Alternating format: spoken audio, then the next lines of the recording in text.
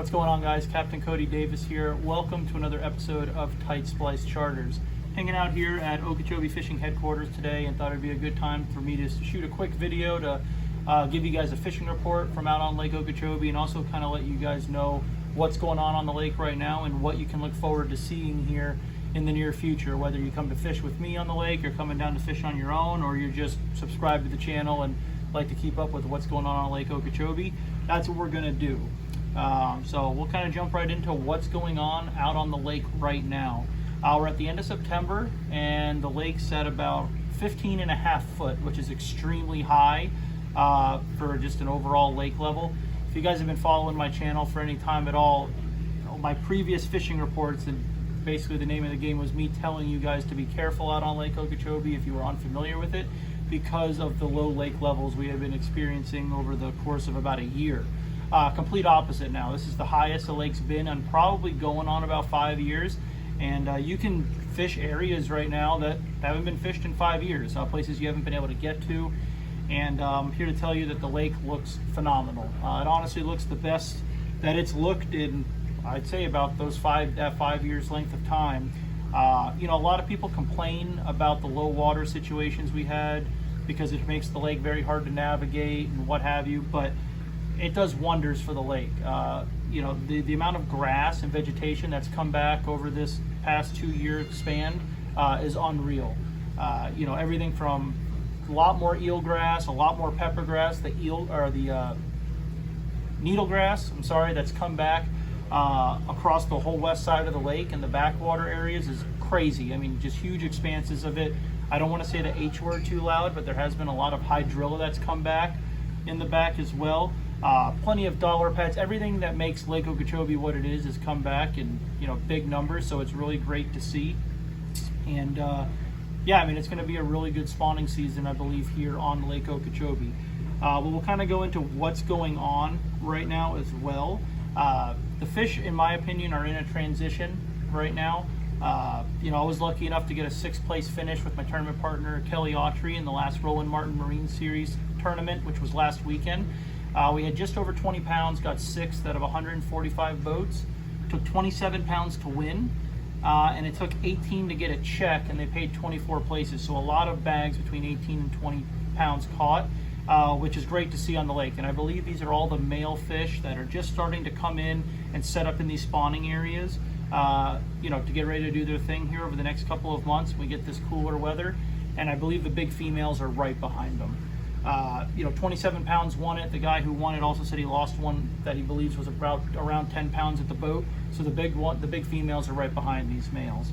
But you kind of got fish doing a little bit of different things. I'll kind of go over what we did and kind of go through kind of what's going on. So a lot of fish staging on the outside right now. A lot of these male fish grouped up eating shad.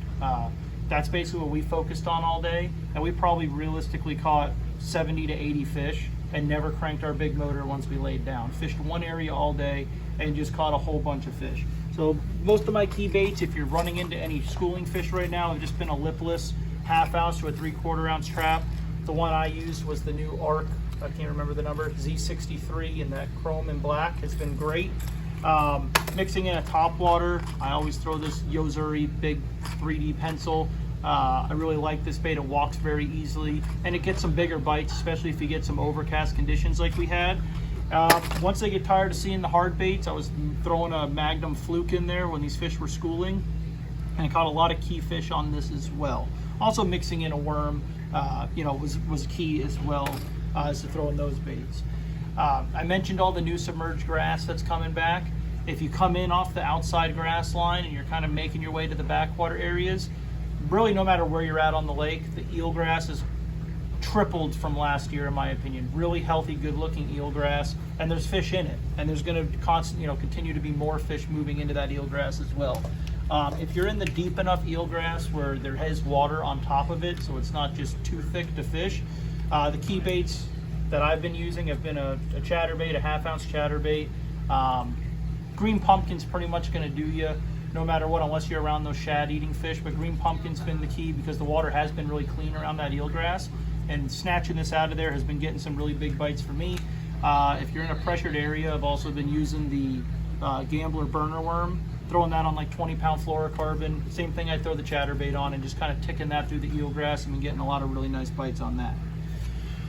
I mentioned all the way in the back the needle grass that's come back in the lake. That's one of the best things to fish come the spawn. It grows on that nice hard bottom, so the fish are in there doing their thing, or making beds and looking to spawn in that grass.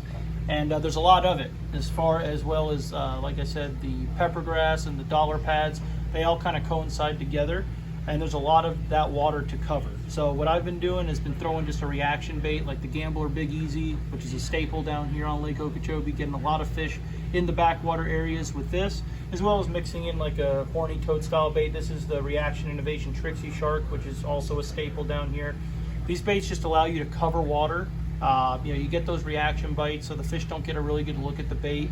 And if you need to, you can kill it in the holes for those fish that might be spawning, and they come over and suck these guys up.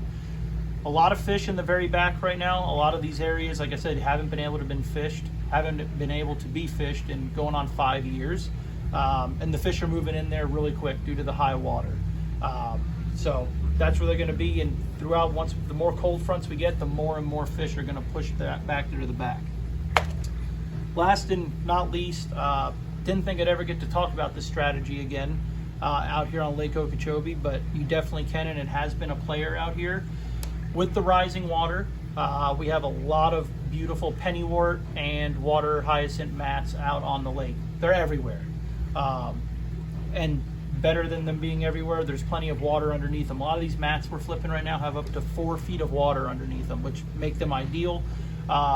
They're back behind the hard line, so the water's crystal clear back there, which is what you want, in my opinion, when punching these mats.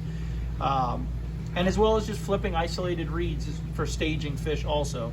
If I'm out more on the outside flipping ground reeds, or just flipping Kissimmee grass or cattails, what have you, I've been using a beaver style bait. You guys know my favorite is the Missile Baits D-Bomb.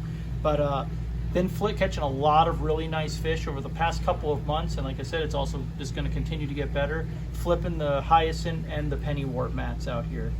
Whatever bait you like flipping that you will hold a hook with 1.5 ounce to a 2 ounce weight on there is what you're going to want to use. The Gambler BB Cricket is great. The Burner Craw, the new one, a new bait that's come out is this Bruiser Mac Daddy Craw I was using a lot. Really compact baits that are small that are going to hold that hook in there with that heavy weight on top is really all that matters. But don't be afraid to use that big weight. A lot of the big fish that were caught in the past few tournaments were caught using that technique. And once we get those cold fronts, those fish are going to seek under those mats to get nice and warmed up before they move onto the flats to start spawning. So I really think with the high water and the new areas that are available to not only the fish but us fishermen, I think this is going to be one of the best fall or spring spawns that we've seen in a long time. So yeah, feel free to get down here and come take advantage of it. We are coming into our busy season right now, so book your trip sooner than later. It's going to start getting busy down here, and for good reason. I think you're going to see a lot of big bags get caught, not only local tournaments, but the FLW Tour is coming in, I believe, February. And I think it's going to, I could possibly see it taking 100 pounds to win that event. Like I said, the lake's shaping up great for it, and it's shaping up like old Lake Okeechobee. So I'm really excited to get out there. I hope you guys are too. If you guys want to come fish with us, fish with me, I should say, my contact information is below. Feel free to give me a call. And if you're coming on your own, feel free to give me a call. I'm more than happy to answer any questions you guys might have. Like, subscribe. I appreciate you guys watching, and I'll see you guys on the water. Until next time, thank you guys.